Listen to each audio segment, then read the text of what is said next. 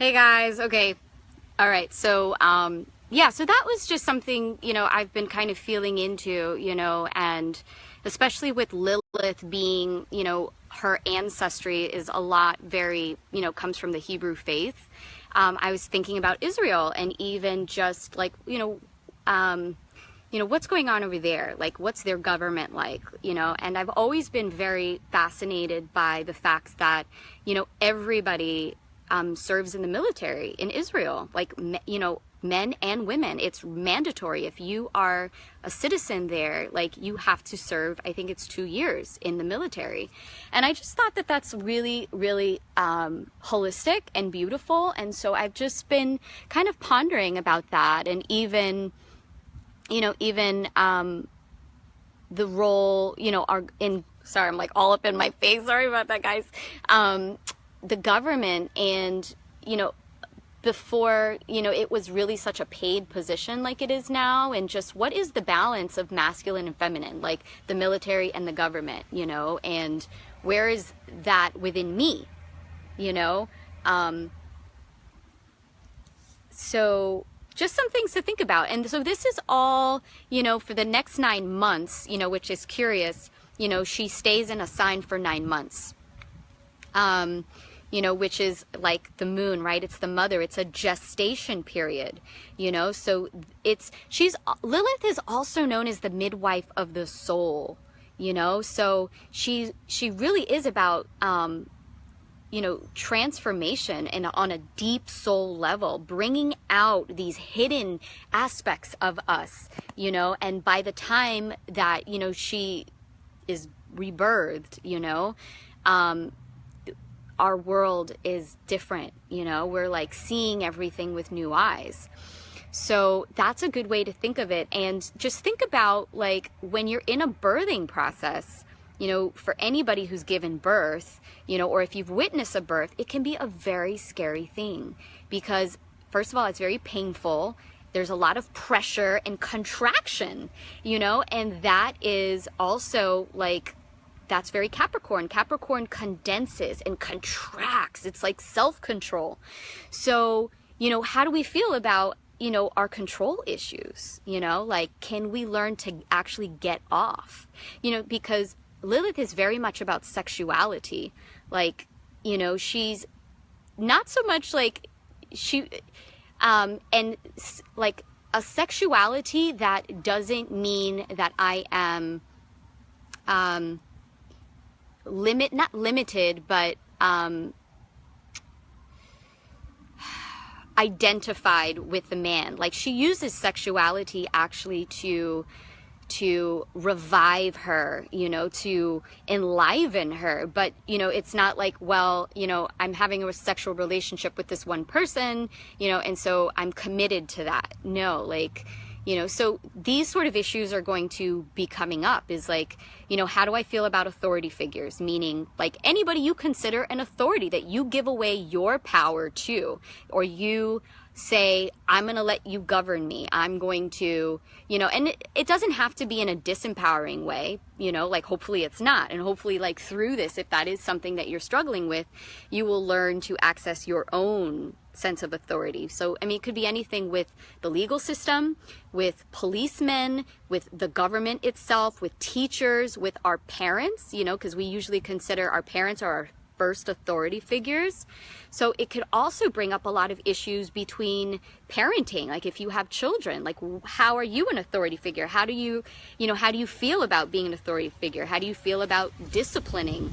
Because Capricorn is very much about discipline and structure, but because Lilith is here, like, a lot of these words, get a bad rap, like a stigma around, like, control, like, ugh, I don't want to feel control. But how can you get off on control? It's kind of like when you're training in the gym and you're flexing those muscles, it's like you get off on that that intense feeling of, I'm like controlling my mind. And if my body says I can't do anything more, but that's my body, like, my mind can control my body. Like, it's about, like, getting off on that, so So this is Lilith and Capricorn, right? So this is for everybody. But what's really cool is whenever, you know, in astrology, a planet moves to a new sign or it contacts and has a conversation with another planet, what that does is it's kind of like a musical instrument. When you play one note, the rest of the octaves of that note vibrate.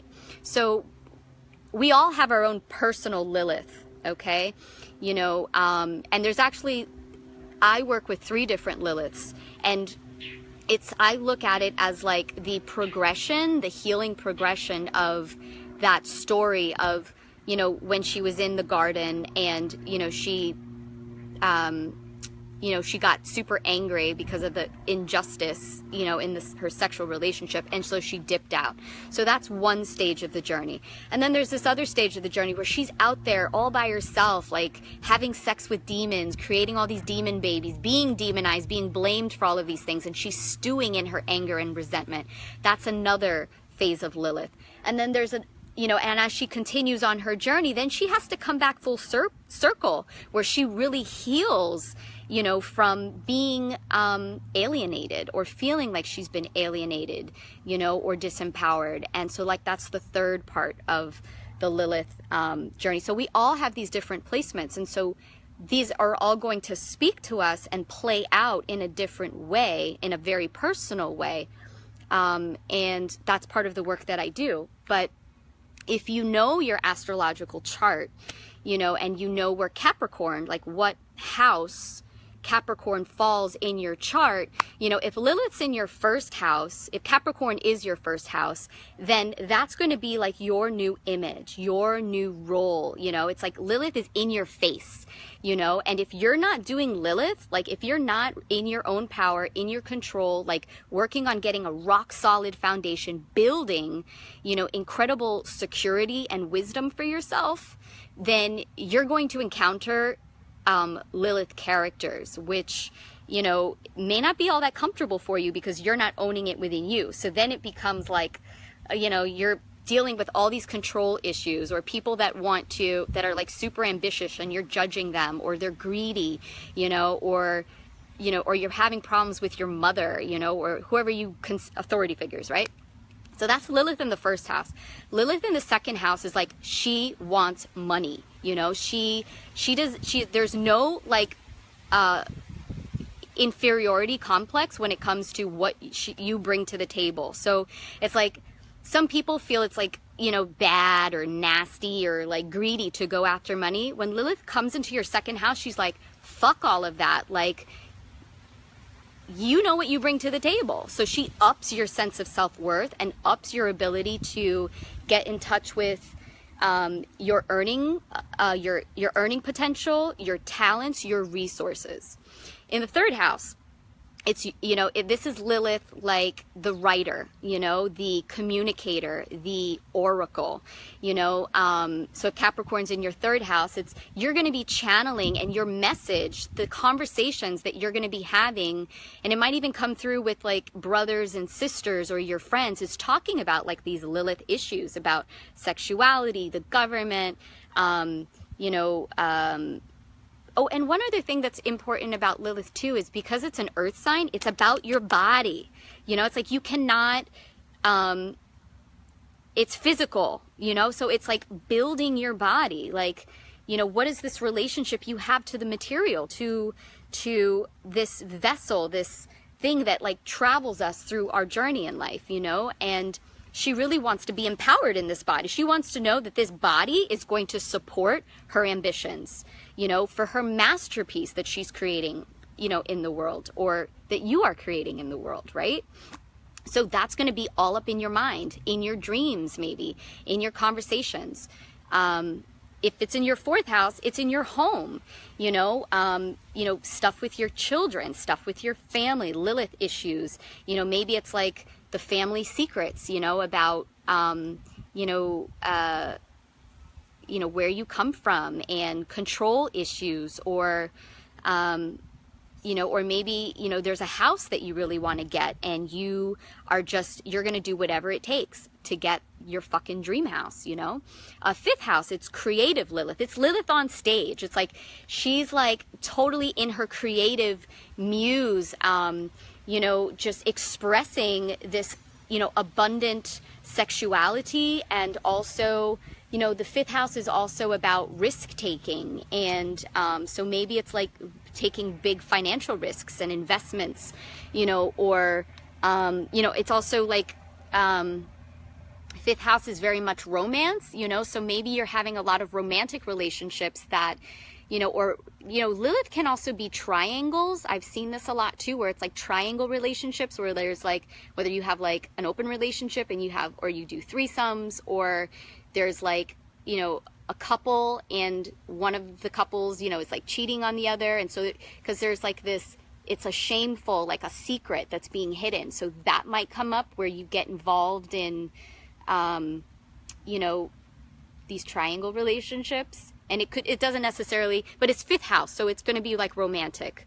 But just for everybody, it could be a triangle relationship too, you know, in any aspect of your life, like where there's three people that are playing with control, you know, and equality, and there's a sexual tension there.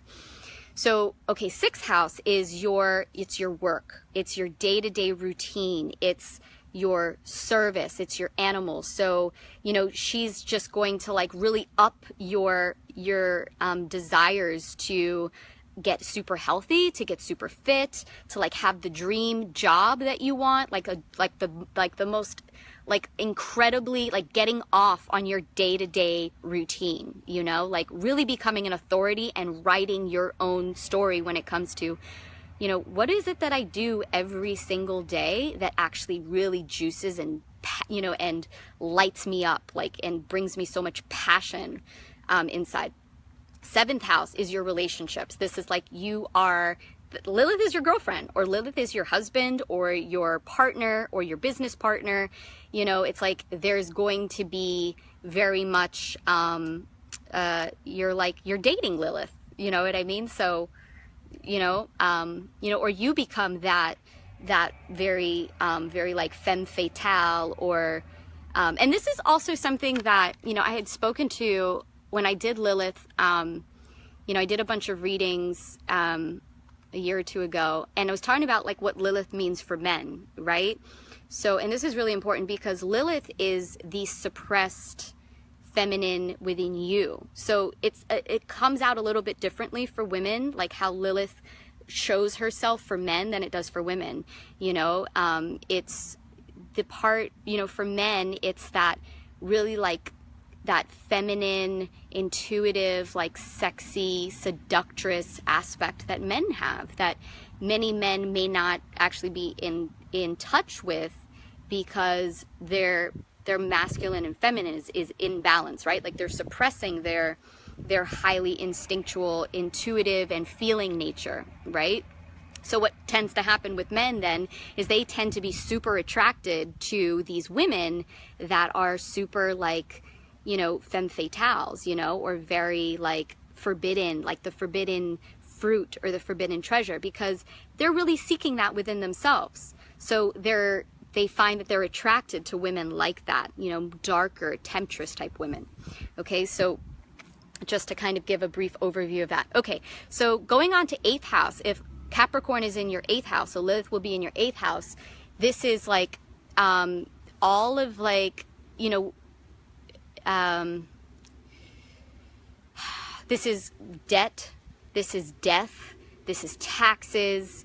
It's all of the hidden aspects of your life, the things, the taboo subjects of your life, you know. So eighth house is anything that normally we don't bring this up in like everyday conversation, you know. It's, you know, when you're just talking with regular people, you know, that you're not that intimate and close with, you don't talk to them about, so hey, how much money did you inherit, you know, when your grandfather passed away, or how's your sex life, you know, or did you pay your taxes this year, you know. It's all of that. It's like the secret stuff, you know. So Lilith is going to be like coming around saying, I actually want to help you like get access to these hidden resources. I want you to be able to get investments. I want you to have people invest in you. I want you to be able to use other people's money to actually bring you more security.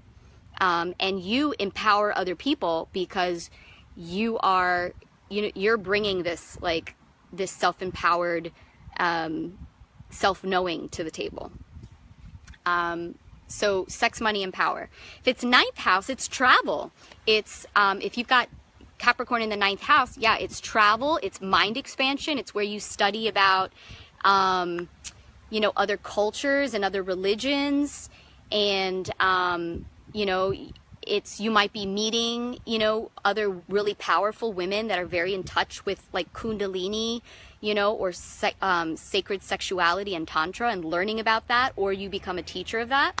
If it's 10th house, this is your public image. It's like you are the baddest bitch, and everybody is like, she's the fucking baddest bitch, and that's what your career is about. That's what your masterpiece right now needs to have, that dark feminine motif to it. You are like the CEO, and people probably consider you a bitch. But to see, the thing about Lilith is she doesn't care. She's so powerful. It's like Madonna has this really great quote where it's like, power is about somebody telling you that they don't love you, and it doesn't matter. It's like you're so comfortable in, like, warming your own self and, being in your own skin alone, that somebody tells you that they don't like you, and it's like, some will, some won't, so what next? And so that's what will be happening, with the career, is you really step into that space. If it's 11th house, this is friendships, organizations. You may find that you're creating these vast networks with people, or organizations that want to, or government, where you're really supporting women in government, or, liberating women's issues in government, or, you're connected with a lot of friends that are about empowering women, or bringing up all of the, sexual abuse and trauma type stuff, and just creating, like, lots of connections around that, 12th house is, it's the dream world. So you might be having dreams about this type of stuff. You might be, connecting with Lilith as your spirit guide. She's actually like this voice in your subconscious that, you only can access when you're alone, when you're in retreat, when you're away from people and you're in your, connected to your spirit and your soul, and it really is, it's like the most spiritual Lilith, she's not very, you don't access her by, you access her in meditation, maybe in yoga practices, or maybe you go out into the wilderness or into nature, and you hear the trees whisper, and actually that's Lilith speaking to you, So, and that's going to bring me back to the last myth, and then I'm going to, like, wrap it up with Lilith. The Babylonian culture, Inanna, which was actually like their version of Venus, she was married to Gilgamesh. That was her, her lover. And in the Hulupu tree was this beautiful tree that was in the back of where she lived. I mean, this was gorgeous tree, and she went and she spent time with the Hulupu tree. And the myth goes that she found an Anju bird and a serpent, and they were living in the tree as one. So it was like this tree was so holistic, and magical, that the birds, the thunderbird, the phoenix bird, and the serpent, wisdom, and sexuality and feminine wisdom were one, freedom, and were just this unity, right? But she wanted to be more civilized, or maybe this was her husband encouraging her that she needed a marital bed to, like, consummate this marriage, and this commitment to man. But meanwhile, like, these animals were in the tree, and she needed the wood of the tree, so she asked Gilgamesh to actually scare out these animals. And so now the tree is not alive anymore. You know, it lost and it got cut down, and they used the wood to actually build her marriage bed. And, you know, and so what that symbolizes is, you know, when we cut out the wild in our life, you know, the things that cannot be controlled, we're cutting away our life, you know, for what? You know, to consummate a marriage, you know, to symbolize some sort of commitment, like, you know, and so that's like kind of the question is, you know, what role does wildness play in our life? Of, you know, what role does commitment and being free, you know, and, you know, what is really holistic? Like, how can we reintegrate, you know, these aspects of the bird? You know, the bird, you know, is representative of everything that's above, right? It's spirit, it's our ability to be free, you know, and the serpent is the snake, it's the shadow, it's everything that's dark, and it's our soul urges, our deepest, darkest, like, sinister desires, you know. And how do we bring those together and really unite yang and yin? You know, Father Sky and the bird, you know, the mind, and the earth and our physical, you know, soul urges, you know, and we bring them into the heart. So it's holistic. So that's what Lilith actually, when you work with her, you know, that's the gift that she brings you, is this freedom. So I am offering now readings. You can check them out on my website, stephaniecrystalpierre.com. Just look under Lilith, and I've got so many tools, and I've been working with Lilith, and she's such an alive force and presence that I'm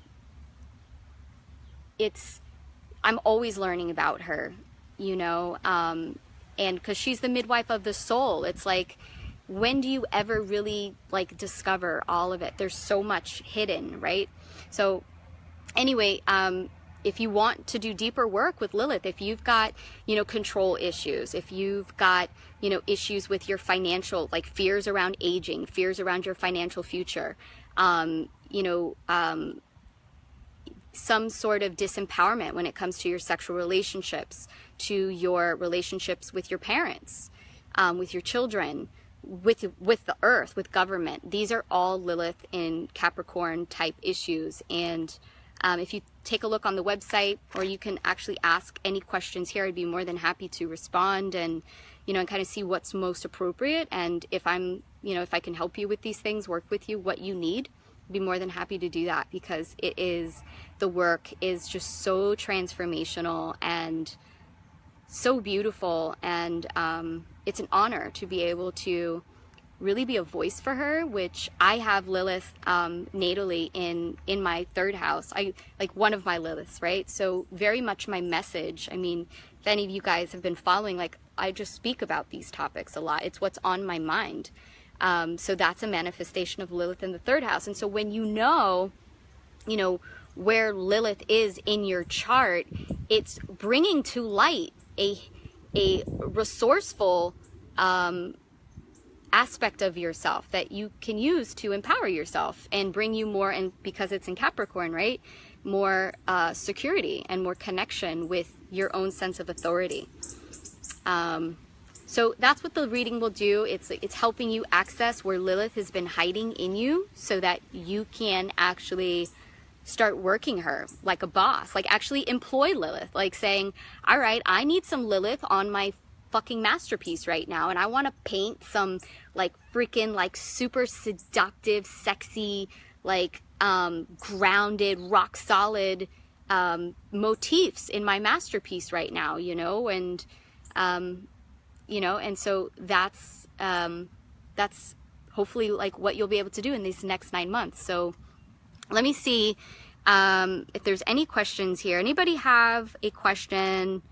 What's up, Jazzy? Drop that heat, Steph. What? That's right. Coming in hot. Lilith comes in hot for sure.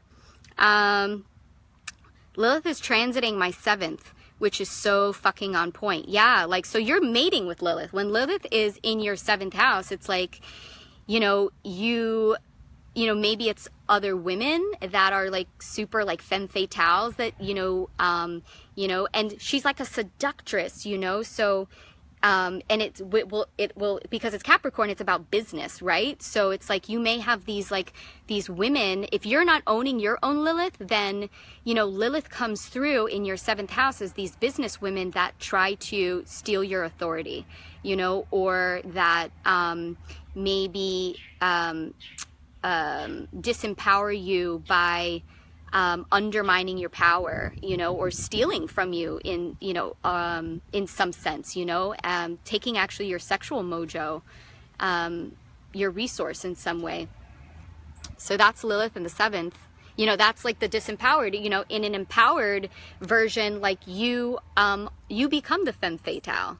You know, you are the CEO of the boardroom and of the bedroom. It's very like S&M, you know. It's like getting off on pain and getting off on everything that's dark and using that as fuel to transform yourself. Yep, exactly. If you don't own your Lilith, then yep, she will show up in the relationships that threaten me or make me feel like I need to give away my power. Absolutely. Yep. Yes, Capricorn is in Lilith actually today. And what's interesting is Lilith, you know, like the signature of her first day in Capricorn is she's sextiling Venus in Scorpio.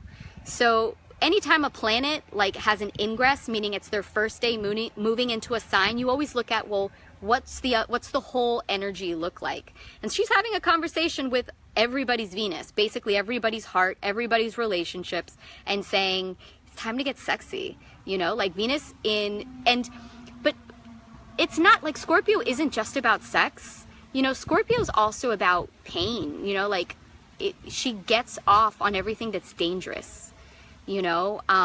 And why? Because, you know, it allows, when danger is something that, you know, it can be super exciting, right? And what it does is it shows you your fierceness, you know. I mean, if you lose, right, and there's an aspect of failure, then that's also this signature too. And it's funny because, like, this is when I posted earlier, is I had a quote exactly 1 year ago, and I'm going to go ahead and put that in here, as well as a link to my website with the readings for you guys, about failure and how, you know, how we look at failure as being something bad and negative, you know, and really it's just, you know, in our mind, like we create all of these ideas and, you know, and judgments about everything, you know. So that's like the flip side of failure, and of like when we, you know, we do stuff that's dangerous or we get hurt, you know, is we now have to become stronger. Like you either die, like you've got two options. You either die and you stay dead, but that's what Scorpio is all about, is it shows you that death is not a static thing. It's actually, it's a stage. It's just one, it's an end, and it's also a beginning. So the choice is, you know, you either stay in that like you know, in that place of uncomfortableness, of pain and suffering, or you grow and you get off on this rising up power that you know, you have to have, and essentially you become more beautiful, more wealthy, more wise on the other side of it. So that's kind of like a hint of what, you know, we can all see kind of, you know, going forward in the next 9 months. So, all right, guys, I love you. I'll talk to you soon. Have a wonderful Friday. Yeah, and I'll link everything on this below. Bye.